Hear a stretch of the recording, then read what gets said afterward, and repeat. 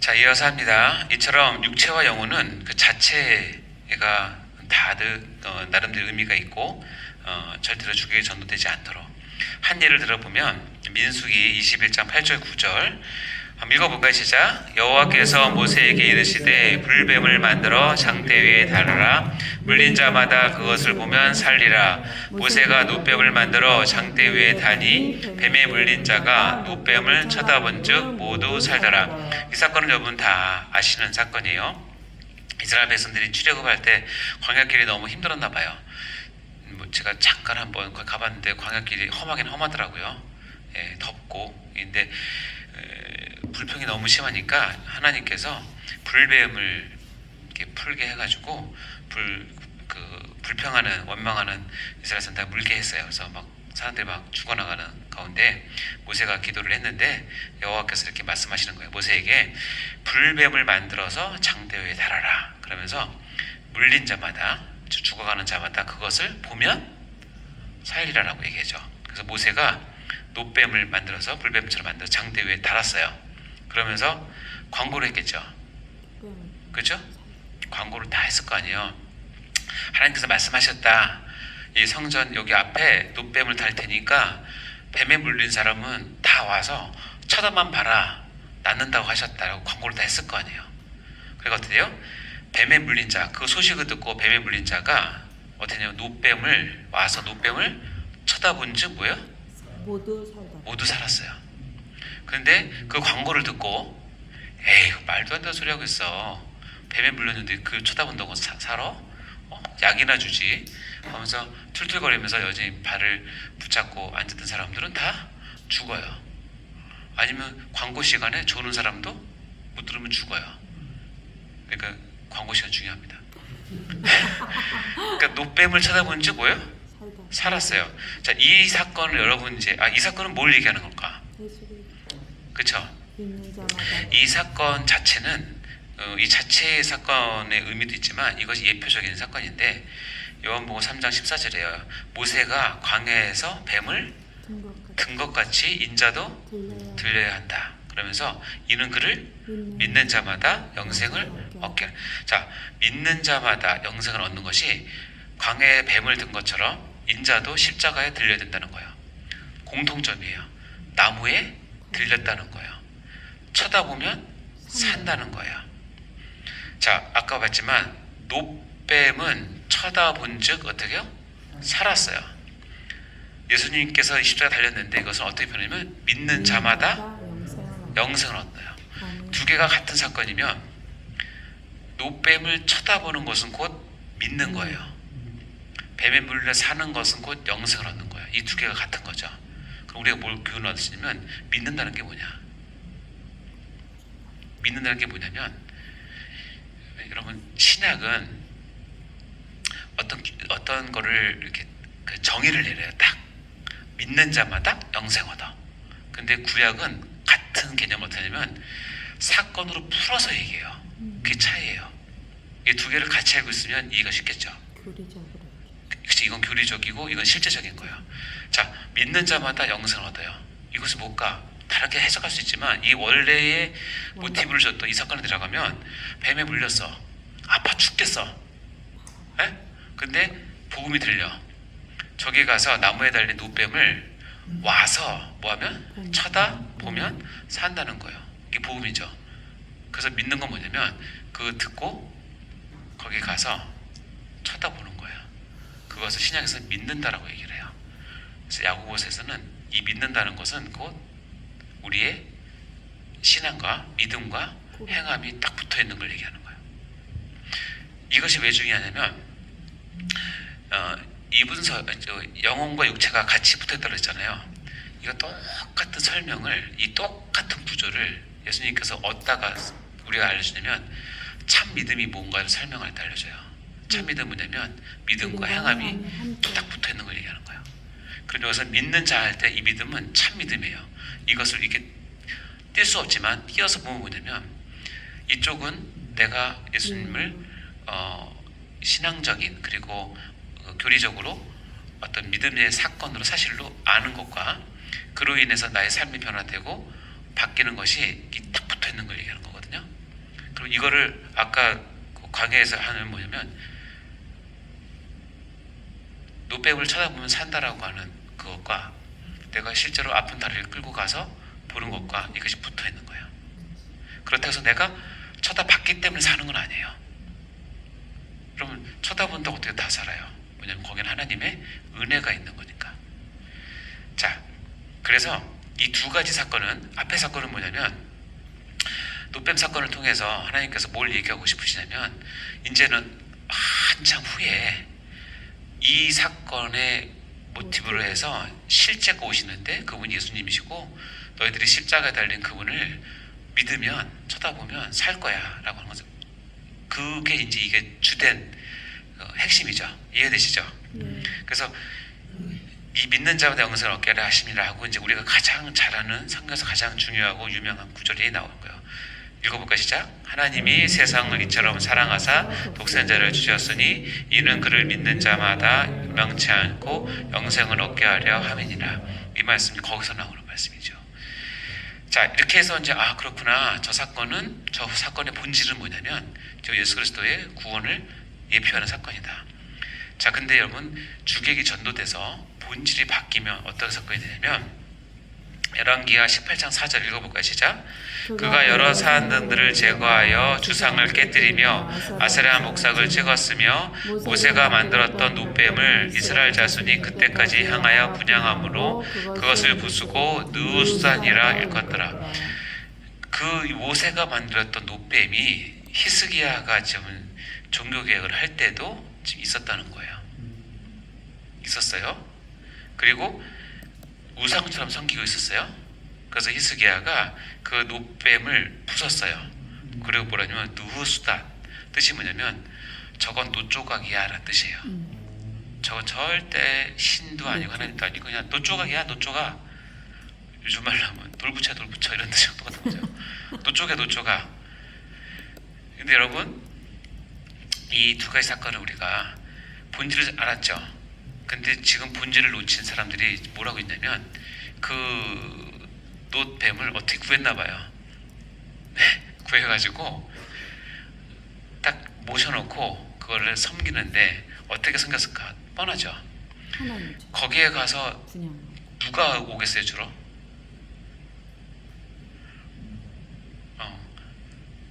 거기에서 병든 사람이 주로 오겠죠.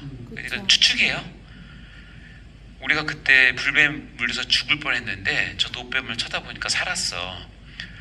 그리고 그러면 어떻게 되면 진짜 신앙은 뭐냐면 저것을 달게 하신 하나님의 뜻을 깨달아서 우리가 예수 그리스도를 믿어야 산다는 것을까지 가야지 참 신앙이에요. 근데 뭐냐면 거기까지 못 가고 저 노뱀을 보면 우리는 나을 수 있어. 치료받을 수 있어. 그래서 치료를 받았을까요? 안 받았을까요? 받았겠죠. 여기 보면 모세의 노뱀과 히스기야 노뱀 사이는 700년 차이가 있어요. 그러니까 700년 동안 저기에서 아픈 사람들이 가서 기도를 하면 나았겠어, 안 나았겠어요? 나았죠.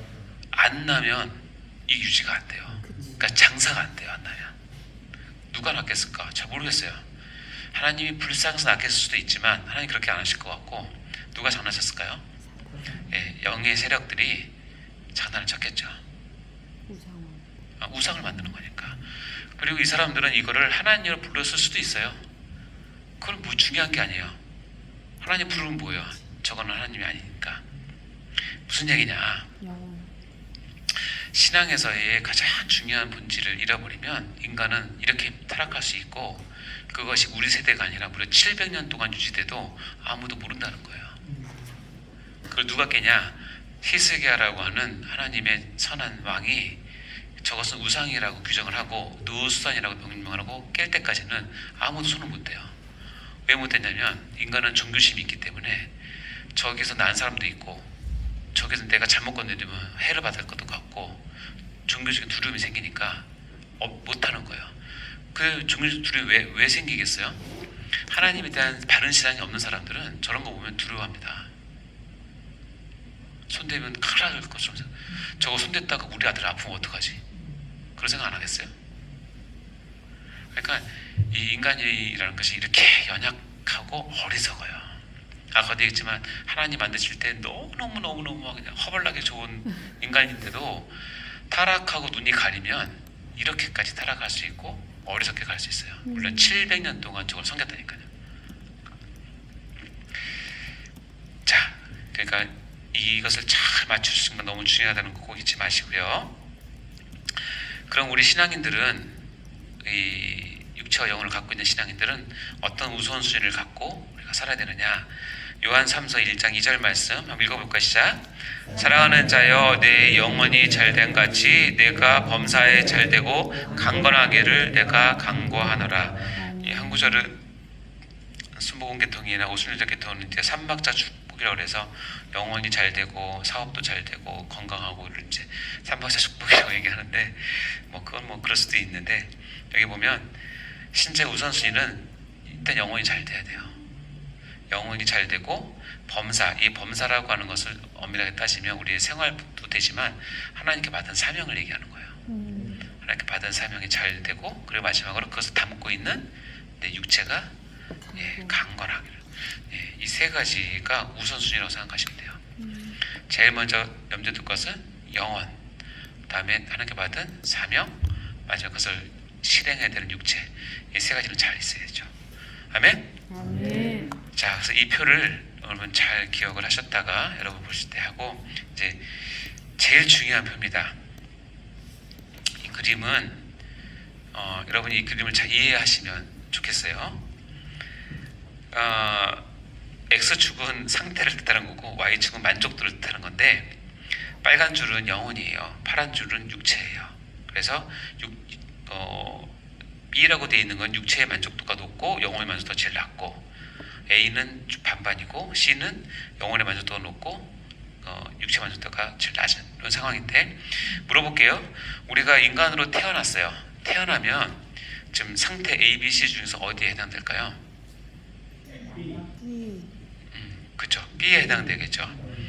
우리가 처음에 태어나면 육체와 영혼이 물론 결합해서 태어나지만 애석하게도 영혼은 하나님과 분리된 상태로 태어나기 때문에 영혼은 있지만 영혼의 기능이 없기 때문에 영혼이 죽은 상태, 거의 죽은 상태로 태어나요. 따라서 태어나서 어느 일정 기간, 즉 다시 얘기하면 우리가 중생할 때까지는 우리는 육체의 만족을 위해서 살고 육체의 만족이 최고인 줄 알고 영혼의 만족은 없거나 그거를 추구할 능력도 안 돼요. 이해되시죠? 이렇게 태어나요. 이렇게 태어나는데 그 중에서 어떤 사람들은 하나님께서 은혜를 주셔서 그 영혼을 중생시키세요. 중생시키면 아까도 얘기했지만 내가 밥만 먹어 사는 존재가 아니구나. 내가 밥 먹을 때 내 영혼도 먹여줘야 되는구나. 내가 물만 먹어 사는 존재가 아니구나. 생수의 물을 먹어야 되는구나. 예? 내가 숨 마신다고 사는 게 아니라 내 영혼의 호흡인 기도를 해야 되는구나. 이거를 깨닫게 되면서 영혼의 만족을 점점 올립니다. 그러면 반대급부로 뭐가 떨어진 줄 아세요? 육체의 만족이 떨어져요. 그래서 1차적으로 거듭난 중생한 성도들은 누구나 예외 없이 B에서 시작을 합니다. 그럼 어디까지 최소한 가야 되냐면 50대 50인 A까지 가셔야 돼요. 이 A라는 점은 뭐냐면 인간으로 태어나서 가장 행복을 느끼는 점이 A예요. 영적인 만족도 있고 육체적인 만족도 같이 공유하는 것이 A예요. 예, 중생에서 여기까지 가셔야 돼요. 자, 여기까지 가시고 그래서 A라는 점에서 내가 하나님의 자녀로서 이 땅에 살고 있는 것이 너무 행복하다, 너무 좋다라고 느낄 때 거기서만 그치는 게 아니라 성경에 보면 A에서 때로는 하나님이 C로 가게 하세요. 영혼의 만족을 극대화시키고 반대로 육체의 만족은 최소화시켜서 C로 가게 해서 뭘 하게 하시냐면 하나님의 사역을 감당하게 하세요. 하나님의 일을 감당하게 하세요. 그래서 그런 일들은 영혼의 민감성이 최고 있고 나의 육체적인 욕망과 이것을 최저로 해야 감당할 수 있는 상황을 만들어 놓으시고 그쪽으로 이끄세요. 이 A에서 C로 가려면 크게 두 가지를 하셔야 되는데 두 가지가 유용하게 쓰이는 도구가 돼요. 하나는 뭔지 아세요? 고난. 하나는 금식이에요. 금식을 하면 나의 육체의 욕구를 최소한 줄이면서 영의 욕구를 민감하게 할 수 있어요. 하나님께서 원하시는 금식을 하게 되면. 또 하나는 고난이에요. 고난. 하나님께서 주신 고난을 통해서 육체의 욕구를 줄이면서 영의 욕구를 극대화시켜요. 쫙 하면 그쯤 되면 하나님께서 어떤 맡기시든지 기쁨으로 감사함으로 능력 있게 내 능력이 훨씬 더 넘는 일들을 할 수 있어요. 그러니까 시의 상태에서 뭘 하셔야 되냐면 사역을 하셔야 돼요. 근데 여러분 시의 상태로 계속 있으면 그것도 긴장이 돼요. 고무줄 계속 하고 있으면 늘려놓고 있으면 어떻게 되죠 나중에? 끊어지든지 늘어나잖아요. 그래서 때로는 하나님께서 시의 상태로 있다가 특별히 또 하나님께서 그 사역자에게 안식을 또 쉼을 주실 때가 있어요. 그럼 어디로 다시 와야 돼요? A로 와야 돼요. 그래서 A로 와서 여러분의 건강을 위해서 다관연세내과에 와서 검진도 받으시고 맛있는 것도 드시고 여행도 가시고. 그래서 선교사분들이 뭐 4년이나 7년에 한 번씩 안식년도 갖고 하시잖아요. 쉼이 필요해요. 근데 C에 있다가 너무 쉰다고 또 B까지 가시면 안 돼요. 알아 모르겠다 이러고 막 놀고 막 그러면 안 돼요. A로 와서 A가 얘기했잖아요. 인간으로서 가장 행복한 점이에요. 여러분 최소한 이 점에서 항상 있어야 돼요. 그러니까 하루 3끼 밥 먹고 하루 3번 기도하고 하루 3번 말씀 보는 게 딱 됐으면 되죠. 원래 사역하면 하루 종일 말씀 봐야 되는데 그러니까 C 상태에서 A 상태로 왔다 갔다 하시면 사역하시면 돼요. 그래서 육체는 여러분의 이 영혼을 담고 있는 어떻게 보면 도구와도 같기 때문에 도구를 잘 갈고 닦고 기름칠도 해주고 잘 먹여주고 또 1년에 한 번씩 건강검진도 하고 또 병이 있으면 약도 먹고 해서 관리를 왜 해주냐? 주의 일을 하려고 하는 거예요. 내 영혼의 일을 하려고 하는 거죠. 그래서 선교사님들 오시면 저희 병원을 소개해 주세요. 제가 선교사님들은 다 그냥 잘 섬깁니다.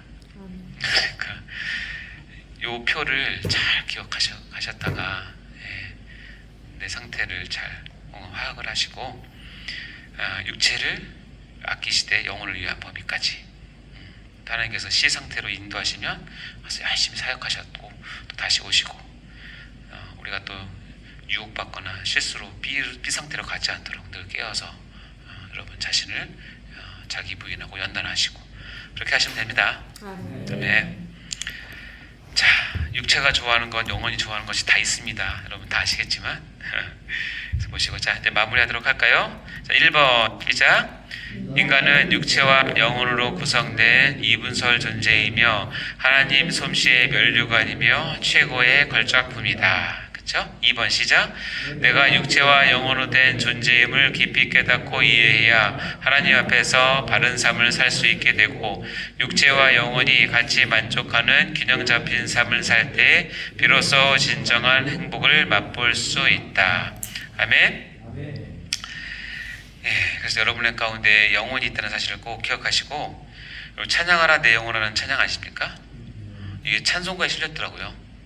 또 몰랐는데 이번에 이거 만들면서 보니까 621장에 1절 2절에 실렸는데 3절과 4절은 우리가 전에 불렀던 버전으로 바꿨습니다.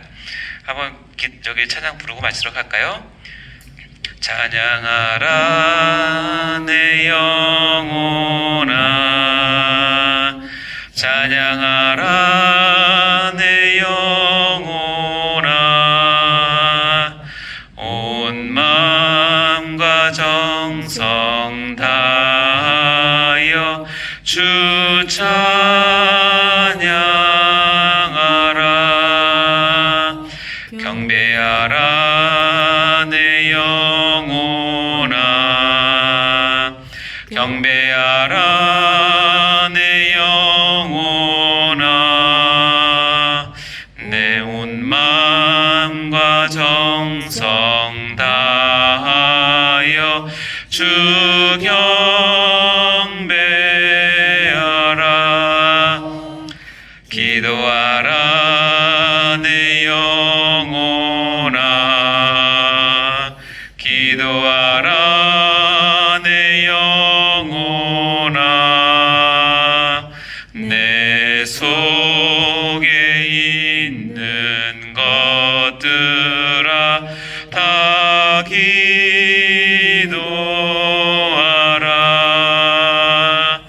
감사하라 내 영혼아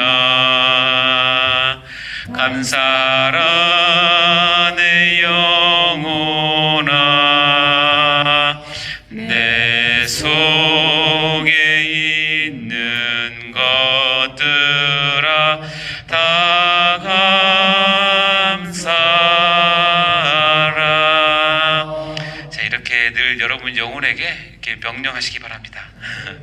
자, 인간은 하나님의 솜씨의 면류관이죠. 하나님은 인간은 육체와 영혼을 구성하셨고요. 나는 육체 안에 영혼을 담고 있는 존재임을 꼭 기억하시고 이 둘 사이의 바른 균형을 잡고 하나님을 섬길 때 비로소 참된 행복을 누릴 수 있습니다.